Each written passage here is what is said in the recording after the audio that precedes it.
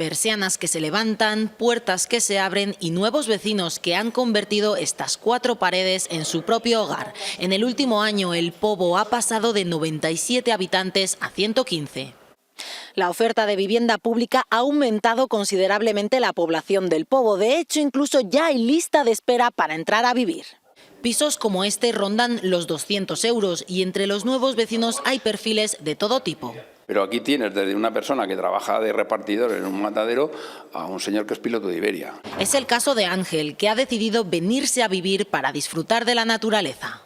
Hombre, pues este entorno es maravilloso. A nosotros que nos gustan los deportes de montaña, aquí estamos a 1500 metros de altitud, que para ser Teruel es muy alto. Y tenemos caminos y sobre todo la tranquilidad. Otros lo hacen por el precio o para conseguir empleo. Estamos escasamente a media hora de Teruel capital.